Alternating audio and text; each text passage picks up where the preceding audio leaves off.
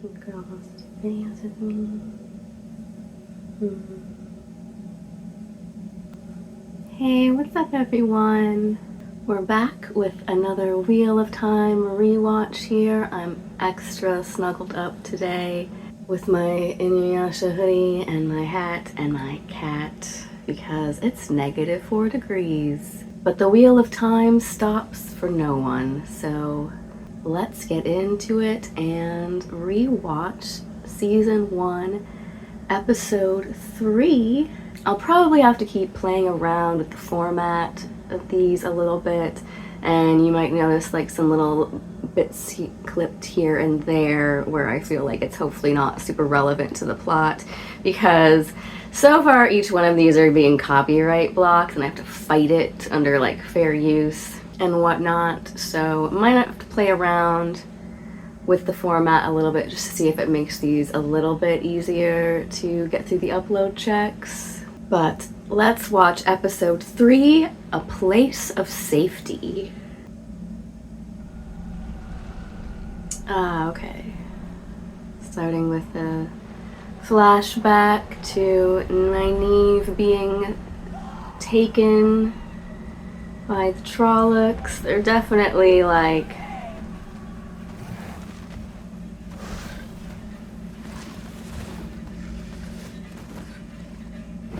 I don't even know the term I want to use for it. Leveling up, maybe OPing Nynaeve a little bit in these early season 1 episodes.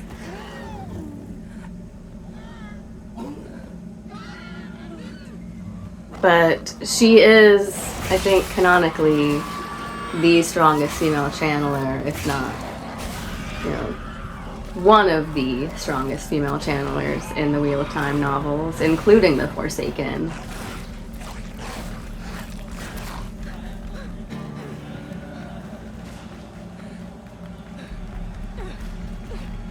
Run, Nynaeve! Run! No, sir, I am not getting eaten today. Not today, Satan.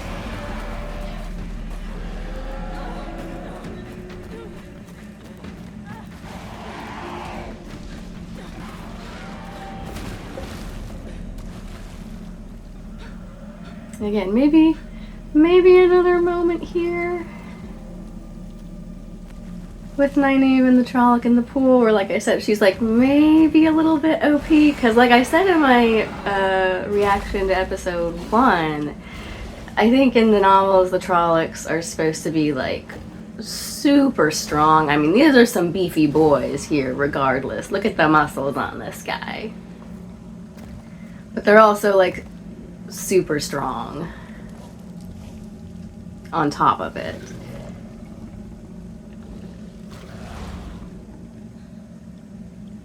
Maybe not the brightest bulbs on the tree, but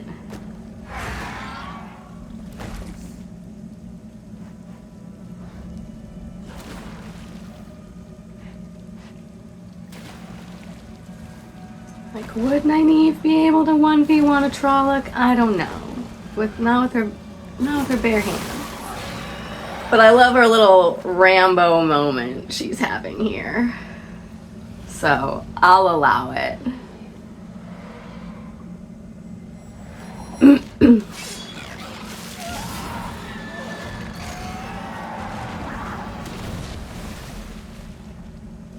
I do like that the blood forms the Aes Sedai yin-yang symbol there briefly.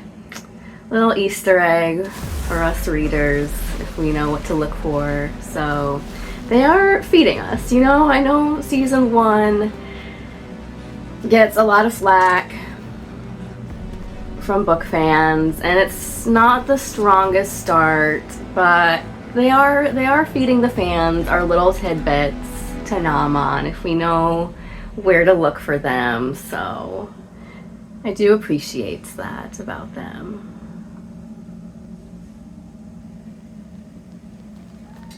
Don't move.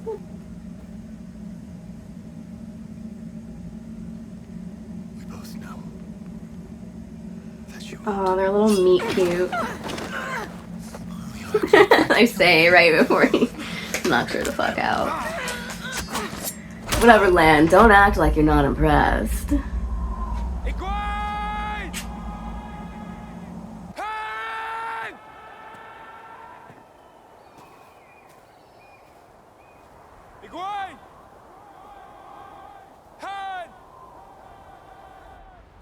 Can you see them?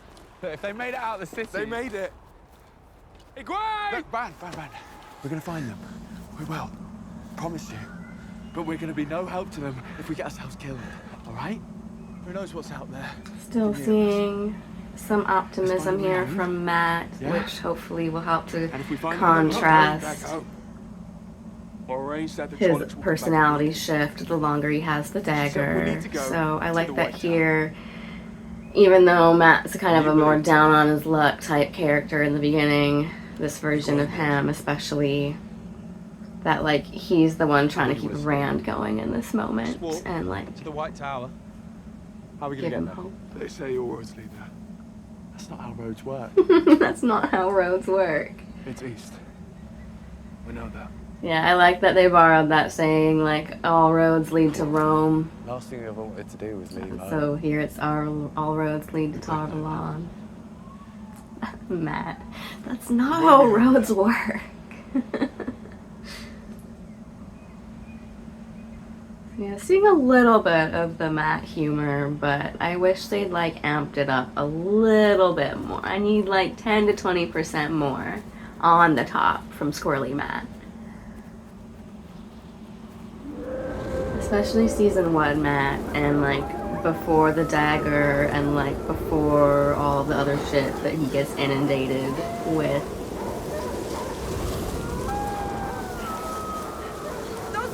Because I feel like Matt especially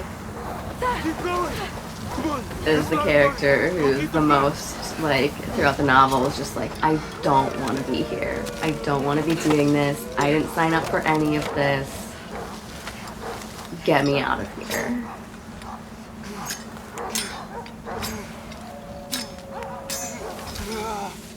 Come on, Perrin. I'm sorry, I'll get it. You can do it. Don't worry, I'll get it. Breathe, man, breathe. Ooh, and then a little hint here, yeah, Egwene.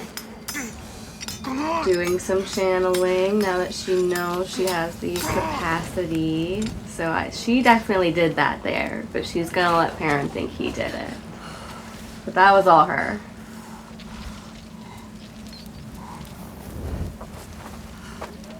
So good on her for like taking charge in the moment there.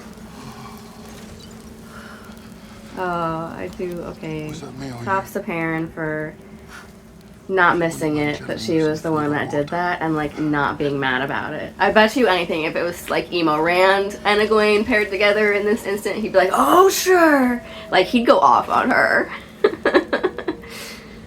Already so willing to rely on the power now that you've had a taste. I could just see him being like super emo and in his feels about it. But Perrin's just like, cool. What else can you do? Love to see it. Can't go back. She's like, I'm gonna let you finish, but I'm cold and let's not waste any time. If I can channel it, I'm gonna channel it. I stand Egwene so hard, in case you guys aren't already aware and can't tell. You'll go where you think you're going. Come here, I'll keep watch. You get warm, get some rest.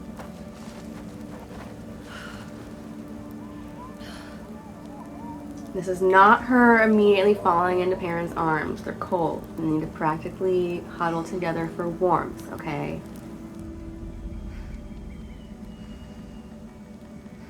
It's not because I totally hate the three-way love triangle they tried to shoehorn in there for no reason. I'm not sure if tying her to a tree was necessary.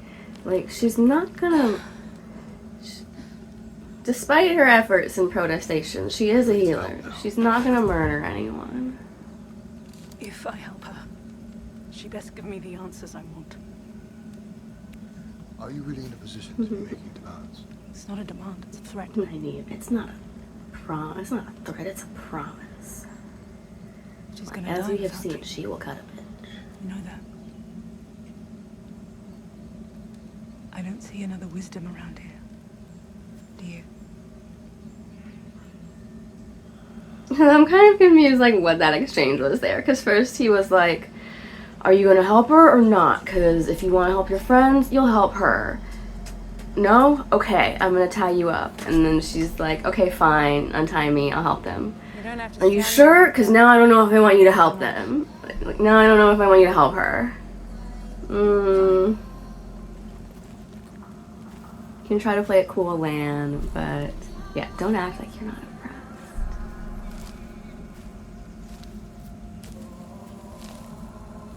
impressed. Yeah, that's the look of a man So just ask. who's maybe kind of checking her out. You said you tracked me. All the way from the Two Rivers to Shtalagoth. How? He's definitely already got some mad respect for her. That's for sure. Said you could ask, not let it answer. All right, I'm ready. I'm hoping that, like, because I wasn't sure in season, like, first time watching season 1, how I felt about them kind of speed running Nynaeve and Lan's relationship. But now, like, watching this back, I'm kind of glad that, like I said, they've upped the maturity level of the Two Rivers characters a bit. Especially when sexuality is concerned. Because I think, like, you know, knowing that Lan's a bit of an older gentleman, like maybe verging on Silver Fox territory. So get ready, because this is going to hurt. Like, he's at least in his 50s, I want to say. Yeah. Cat hair. None of you thought to even, like, maybe drain the wound a little? But anyway, yeah, like I was saying,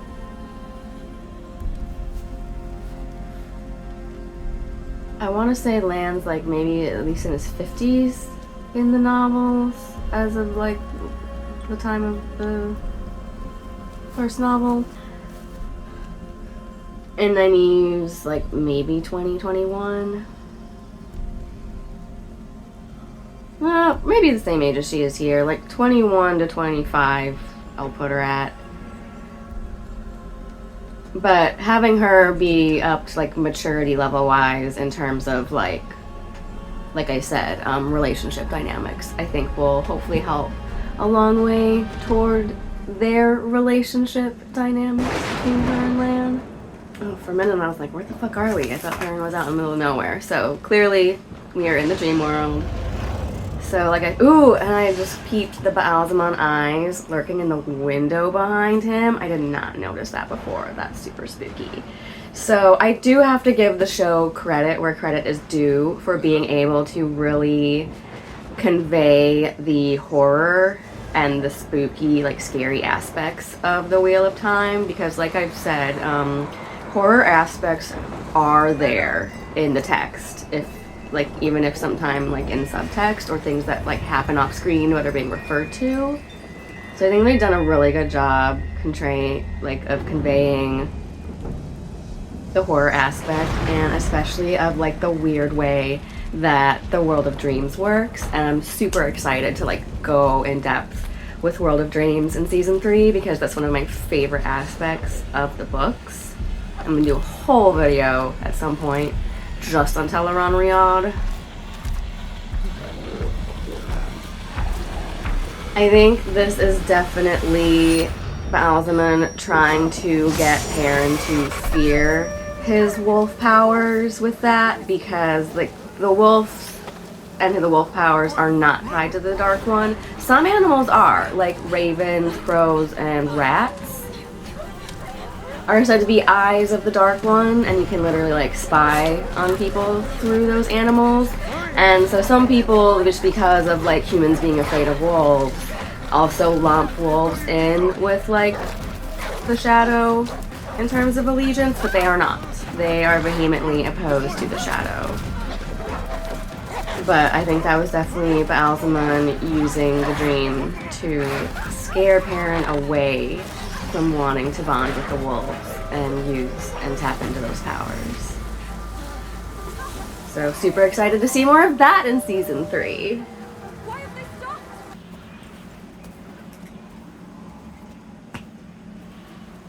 Shit's cold. How about we trade coats? Yeah, how about we trade coats? Again, some humor from Matt there. Think of the Because kids yeah, in as the I've stories pointed out a about couple of this. times now, definitely seeing the class, a little bit of like slight class Man distinction once between the walked two by a there. little chilly. Rand's cloak, ready now? Rand's sheepskin coat is definitely warmer. That's a new wrinkle. Let's at least start going downhill. But again, it's Right? not because Rand is really like any wealthier by any means. It's just practical and logical. Him and Tam were sheep farmers, so of course he's gonna have a sheepskin coat Downhill. more readily available to him. So I gotta hand it to costume design for the show. At first I wasn't really sure if I liked where they were leaning with the costume design, and it was kind of verging, because like I was going into it expecting like Lord of the Rings type, like more medieval fantasy setting and clothing, especially for the Two Rivers, but we are still getting like more of an like Eastern influence even within like everyday garb with these people, just in terms of things not being closed with like buttons or those types of necklines, but it being like the folded kimono style, even with blouses and dresses that we see here. And I'm okay with that because I think it just further goes to show the melting pot and like amalgamation of all world cultures that's happened since the breaking. And because we get hints in the novels that the world of Randland in the Third Age is just a further turning of the wheel and like a long distant age of our world. So I think, yeah, if you took our world as we have it now and all the different cultures, mix everything, shuffle it around, add a couple cataclysms here and there, and you know, a good 5,000 to 10,000 years, give or take, this might be where we end up with.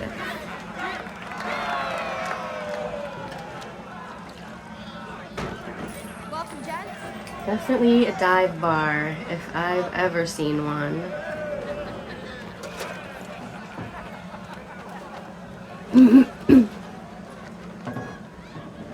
We've only got enough for food.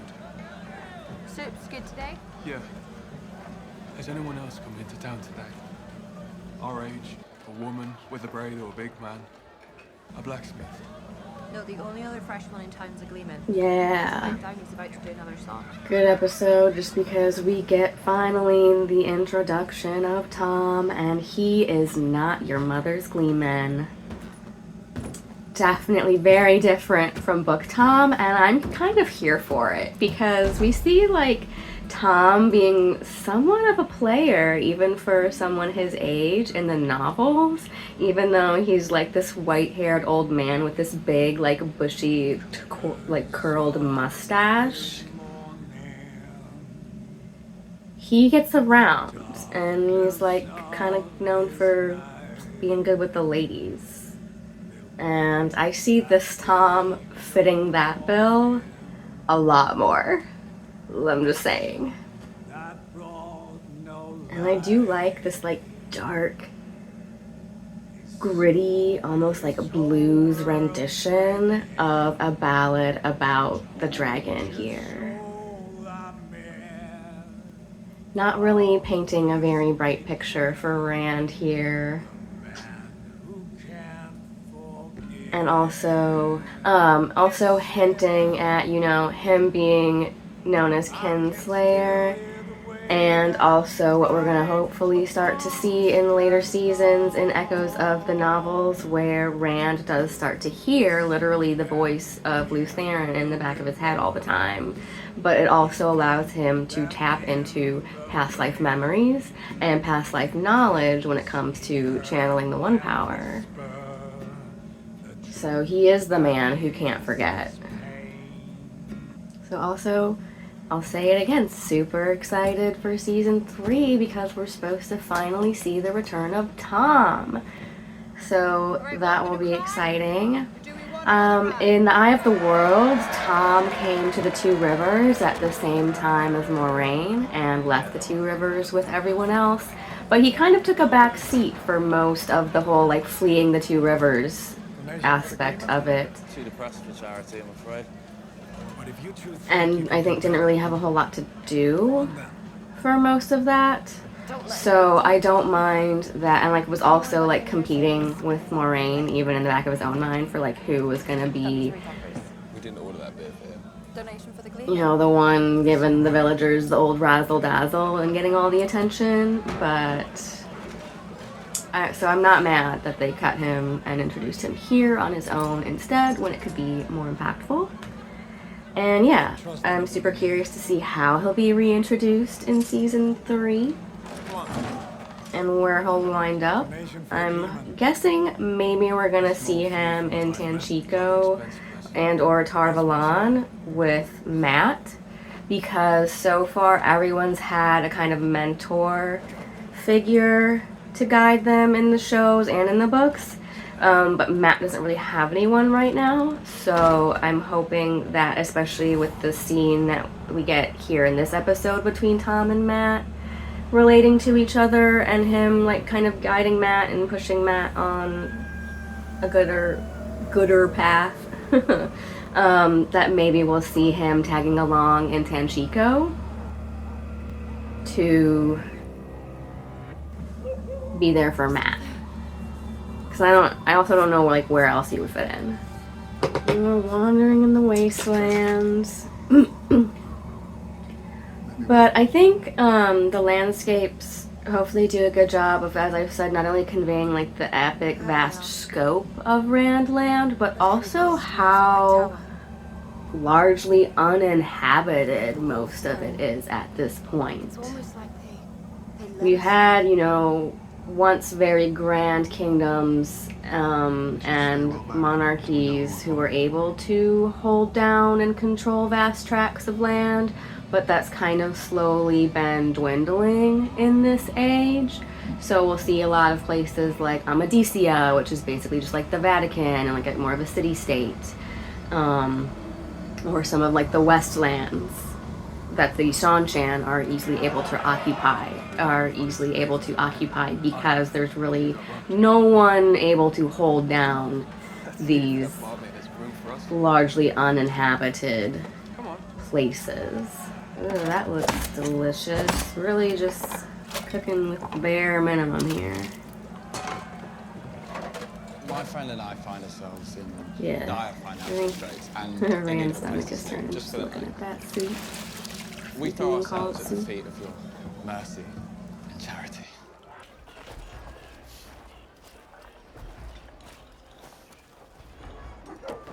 Isn't she a bit young for you? Okay, are we hinting that Matt has a type? And it's cougars? Take turns. I mean, that would hopefully, if we are gonna do the whole, and even get to the whole Thailand storyline of it all, that maybe we could be building the blocks, you know, setting the foundations early on, that it would be a little bit more consensual between him and an older woman. This is the Interesting, least of what we're gonna have to interesting. do to make it to the White Tower. You think this will be easy? You're serious, aren't you? What do you mean? About all this shite. What are you on about? Oh, come on, man. I should die. White Tower, one of us being the Dragon Reborn. In the last It's a bloody episode, joke. like, And the Rand last was the time one we who was like, were I'm not way too buying long. into all this Aes Wait a Sedai minute. White I'll Tower go to the White nonsense, Tower, they're and I'm not probably following Moraine. And Matt was like the voice of reason, being like, no, let's just stick to the plan. Because it's our best hope. Believe that. And so yeah, we're already seeing him taking like a mental downturn here. You don't need to go there for her. She wouldn't do it Becoming for you. suddenly really pessimistic really fast ever since you got that dagger. You are such a prick. Ooh. and really digging deep and hitting close to home, literally, with that jab, Rand, because in that first episode we saw his mom use the same words against him and be like, "You're stupid like your father." So that really cut deep there for Matt when he's already Finished already? not in a good place. So kind of kicking your friend while he's down there, Rand, but Depends entirely on the exercise. Latrine cleaning? But yeah, we do get kind of a truncated version of what's happening in Eye of the World, which I'm not mad at, where it's just like chapter after chapter of him, these two traveling together on the road to Tarvalon, Pretty well off. and Matt just getting more and more You're here. Everybody! crabby and pessimistic. Horse trader with no horses here. So I'm not mad that we're kind of truncating that timeline or storyline here, because it dragged on for a little bit in the books. It's your choice. Serve beer or chop wood. Usually the one drinking. Then you'll know how pissed off people get waiting for them. Matt the barmaid. Oh, how the turns table. Especially knowing Book Matt's proclivity for chasing barmaids. Or at least, you know, flirting ostentatiously with them. Hey Dana, who is this? Where'd you find him? I don't know, he just showed up. So maybe a little preemptive Carmine action here. I don't know. They do a good job here with like how briefly we're introduced to this barmaid character, No one's gonna know the dirt you were born in. to emphasize her backstory and point of view here, because it goes a long way toward explaining her character motivations for why she is the way she is and why she does what she does later in the episode, That last one. Unless you and gives us as show watchers some of what we get in the books with the Dark Friends, and how most of them aren't really motivated like by a desire to do evil in the world or just watch the world burn, unlike Ishamael. A lot of them signed up to be Dark Friends just because of the gains it gets them in day-to-day life, whether that just be like social, political, economic status, or even just the hope of gaining those things by doing the Dark One or other Dark Friends favors.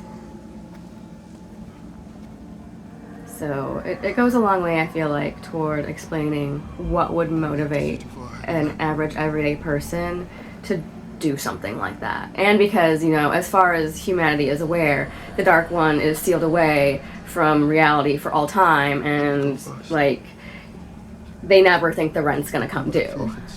No, we go together or we don't go at all. You sold your soul to Satan, but as far as you know, like, he's sealed away for all time, and there's no way he's ever possibly gonna be able to come collect. All right? It's not your fault. What happened? And then we see some hints here, parents still being angsty, finally trying to kind of confess here when she's like, it's not your fault, and he says it is. It literally is, sadly. She can try to console him all she wants, but he knows that the reality is it was his fault. And I think, again, that's just for better or worse, as a plot line they decided to go with for the show, going to go a long way toward Perrin's character development, or reluctance to go through character development that we see in a lot of the novels, where he doesn't feel worthy or deserving of a lot of the things or positions that he finds himself in. What do you want? Do you know the song?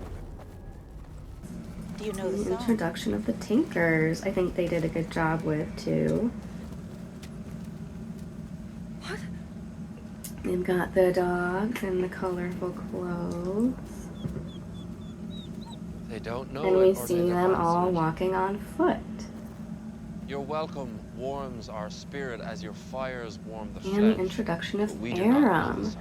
who I will be very curious to see the if they will important come back as a character in Go on. season 3. Say it. I feel like in The Shadow Rising, when Perrin goes back to Two Rivers, we do see a brief reappearance of the Tinkers and see Aram deciding to join up with Perrin and kind of I don't even know how to describe their relationship, because it's not really master apprentice, again, because Perrin is so reluctant to take on that role, for better or worse in the long run. Yeah, my prediction is now that in season 3 we are going to see the Tinkers, or at least Aram, reappear, albeit briefly, because they do in the novel. So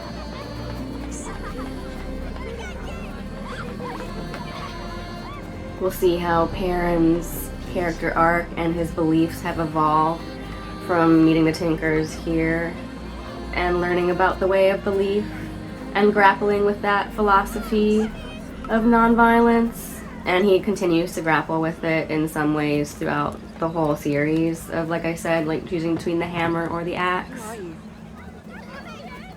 Come on now. Our reputation precedes us wherever So we go. yeah, I'll definitely be curious to see his evolution from here to where he'll be at in season 3. The people who steal your gold and your children. Aram. Surely you've heard of the Tinkers? And I believe, if memory serves me correctly, the Tinkers are heavily based on the Irish traveler culture, which also later explains, once we get into their origins and the Aiel origins, why people living in the desert look the way they do. So I'll just give you guys that now as some background for that. Because people are going to be like, I let your friend off an hour ago. I mean, not only is all of Not until all the work's done. the Aiel heavily similar to the whole Dune and like Fremen and Muad'Dib storyline, especially with Rand and the whole Karkarn of it all, I'll do you one better. Come on. which makes me really glad that Dune leans so heavily into the sci-fi futuristic aspects of their design for the movies, because now when we go to Aiel culture here in the show, it won't be so like one-to-one comparison. And then also, I'm sure people will be like, why are these white folks living in the desert? That don't make no sense. Why'd you whitewash this culture? If you know, you know. So, and we'll get into that in season 3, which I'm also really excited for. How many times am I going to say that in this rewatch? Yeah, if I wanted a man, I could do better. I didn't know. I can't tell. These beers are on the house for you both, whatever you are. Well, have his. It's done bugger all. Unless you're working. Oh. If you don't think I drink on the job, then you have sorely misjudged me. Oh, Rand, my sweet summer child. Who dat?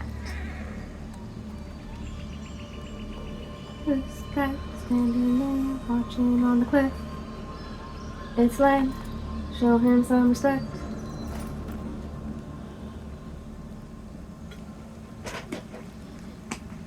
Man, Rosamund Pike kind of had it good for these episodes. She gets paid how much to just lay here and be so not really appearing in this episode? Just to lay there and take a nap. Acting. I found what we're looking for. And she right.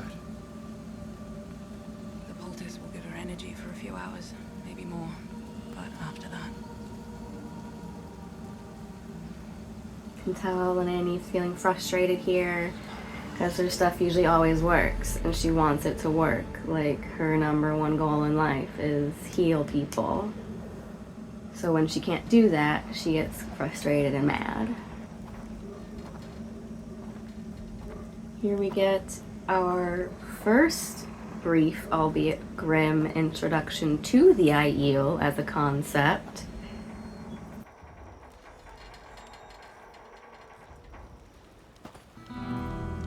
Not the Old West guitar music. What are you doing, boy? I'm calling you out, partner. That's the same as you. Old man.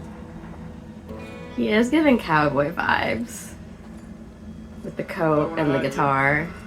So yeah, I mean, and like I said with the last episode and the Song of Manetheren, it threw me off a little bit at first, but again, with this being a scenario where it's what if our world, but thousands of years in the future, I kind of like that he plays a guitar and that there are some like Western vibes and like country vibes still lingering here. Your speech, your dress, your asinine attitude. Stop him as a mule. Come. Help me get him down. See Tom shows the compassion to What'd you do? outsiders. This wasn't justice. I heard them in town bragging about killing another. Better not be Gaul, because as we know in the books, He's an Aiel. Gaul, one of my favorite characters, is the Aiel Perrin finds in the cage and not at the end of it. So it better not be Gaul. You better get him in season 3. Stories say they're as bad as Trollocs. I know. They're fighters, yes. But they aren't about ones. You see, it's only when they're veiled you should worry. That's when you're as good as dead. Now Yeah, I mean, Black Veiled Aiel is kind of a saying. It is known. But again, getting some brief introduction to Aiel culture here, which is cool. Again, I like that even when we get variations in the book plot, as long as I, especially as a reader, can see where the show writers are going with building blocks early on and introducing things early that will pay off in the future, then I'm okay with changes. We've all had desperate moments. Tell me when you're And again, finished. showing some compassion here by letting Matt do something that's like arguably a crime, but he also needs it. So it's like, yeah, like kind of a morally gray area, but again, showing that kind of compassionate side. Oh my gosh, is that a stone dog? Is that hinting that that's a stone dog? Remember, because that's a tribe. And I think we're gonna like severely cut down the number of tribes, because I believe it's like 12 in the books, like 12 tribes of Israel or anyone, but we're gonna kind of probably cut that down because it's too much to keep track of. But yeah, I mean, I know we're at least gonna get the Tardad Aiel in season 3, so I wonder if that's a little hint.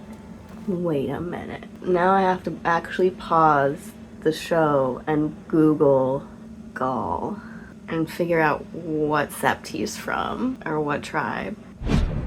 No! No! It says Gaul is the leader of the Stone Dogs! No!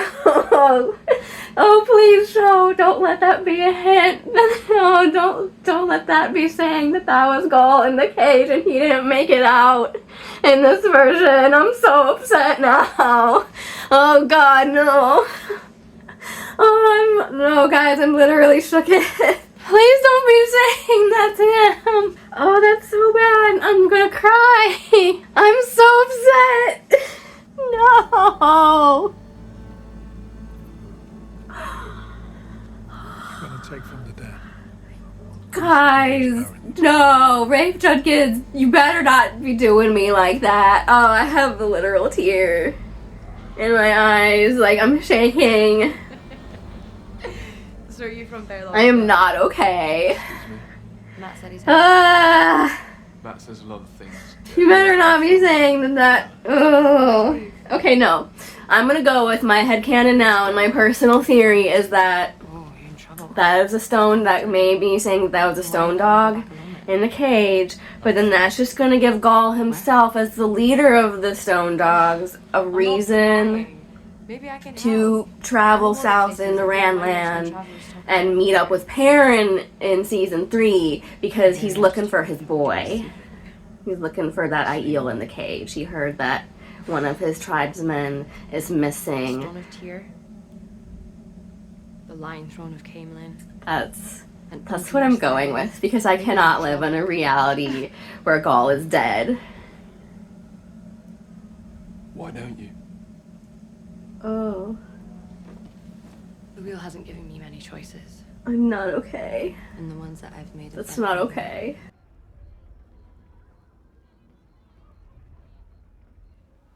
You know what's funny?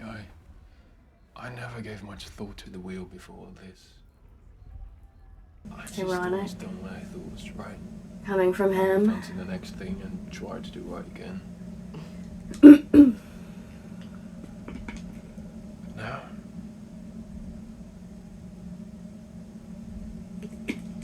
No, I'm literally shaking. I'm not okay. I don't know what's right. I don't know what to do. I don't know shit, really.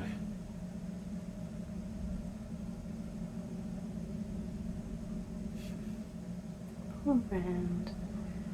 Sweet summer child. I'm sorry, I didn't.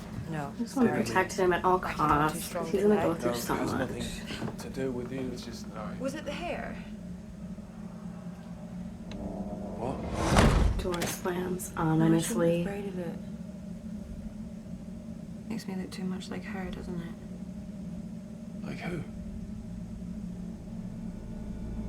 Egwene. How did she know? Is there a Dark Friends group chat? A Dark Friends Discord? I think it would be better if we Like, I know that How do you know the that? Alzamon, especially as of like season 2, would maybe like put out the APB on the Emmons Fielders. What are you doing? waiting. For what? Matt. And this is definitely an echo of a scene that we do get in the books when they're traveling, where Rand does get locked in a I room didn't think you'd by be a this female dark Makes friend. it harder. Or wait, it might be 2 separate incidences here that they're combining into one, because there's one where he gets seduced or like at least thrown off by a female dark friend and has to kill a woman, which he's like goes on to be super not okay with for the rest of the series, for better or worse. And then there's another incident where he gets locked in a room behind a super strong door that he shouldn't be able to break out of, and manages to bust his way out somehow. And I can't remember off the top of my head if those are 2 separate incidents in the book, or if it was the same incident. Maybe the same, because I'm like, what are the chances that he'd run into 2 different dark friends? But maybe they do, because it's in Whitebridge, right? I'm like, how many times are they gonna randomly run into dark friends when they're on the road? But so you help me out with that, guys, if you know the answer. Why do you think I brought you here? That door. Here I'm doing this rewatch because I'm just to like help you guys out with book knowledge, Like I but said, it's been a while since I read Off the World.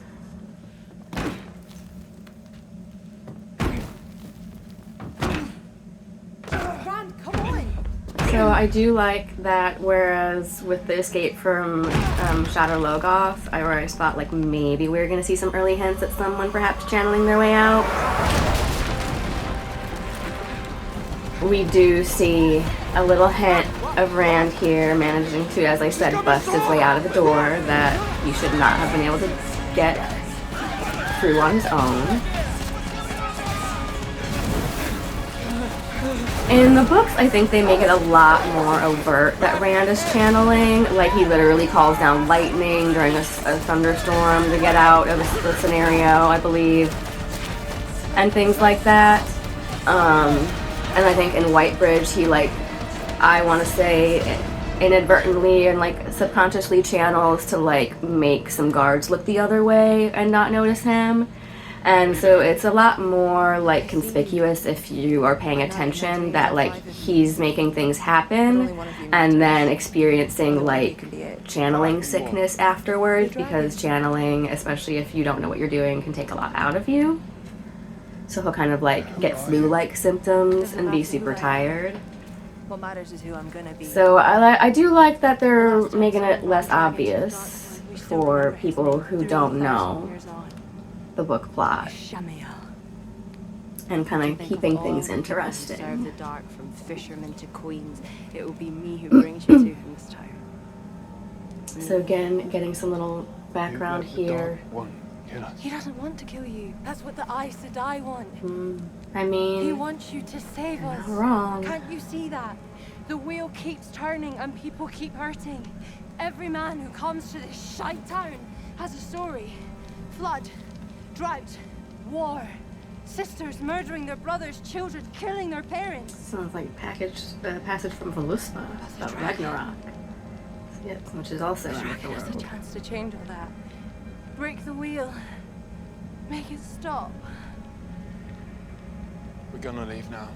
Thor, Randall Thor also fights at the last battle. One of the eyeless. AKA a Murdrell. And you can't outrun a fate.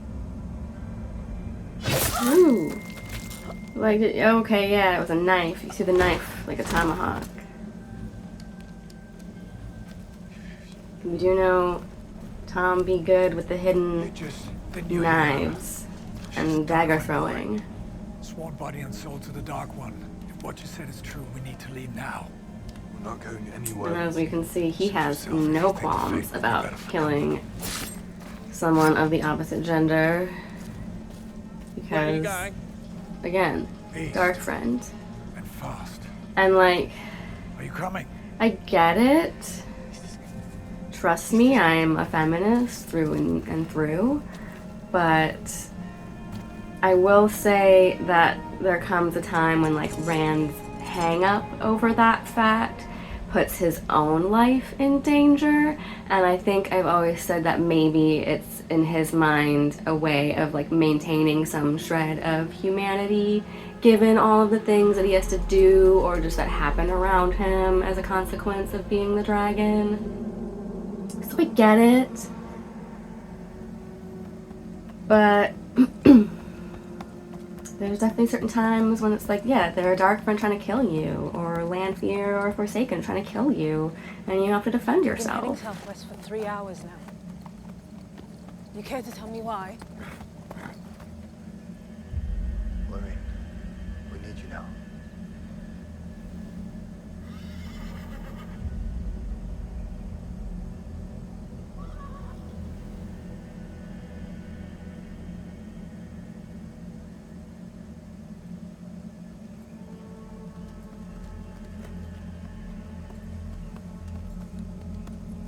Of course it's Leandrin, you come strutting her stuff. Literally sitting on her high horse, which I'm sure she thinks the same thing of Moraine, since Moraine is actually like a noble woman. He did such a good job with Leandrin's character. Leandrin. Again, another character that, like, much like Valda, you love to hate. Didn't you hear? But I like her way more than him. We captured a man calling himself the Dragon Reborn. Hinting here at things, concepts like having false dragons, which as far as, you know, the Aes Sedai and especially the Red Sisters are concerned is probably any man who can channel, let alone one who would try to proclaim himself the dragon, whether he really is or not. And that's realistic. But all of this is new for show plot. None of this whole side story with the Aes Sedai happens in the novels, for better or worse. I think it does kind of throw off the pacing of season 1 a little bit, and I wish we'd gotten more time with the Emmons Fielders and establishing them as characters. But I have said that I do see why we also, for the show and having a big name like Rosamund Pike, want to focus on Moraine more as a character, especially one who's like driving the greater storyline of the overall like plot as a whole, and why we would need to, like I said, build these foundations of understanding and introduce concepts like the Aes Sedai and the different Ajas and the different factions amongst them and how they operate and conflict amongst each other a lot very early on, especially for someone who has not read the books and has no background on that whatsoever. So, like I said, I'm willing to go with these show writers for the most part when they make changes if I can see the reason for it from an audience perspective and like a new watcher perspective who doesn't know anything about these concepts. But I wish we'd kind of like sped things along here in the next couple episodes and maybe spent a little less time with the Aes Sedai. So we'll see how I feel rewatching them. But as always, thank you for joining me, and until next time, stay classy, everyone.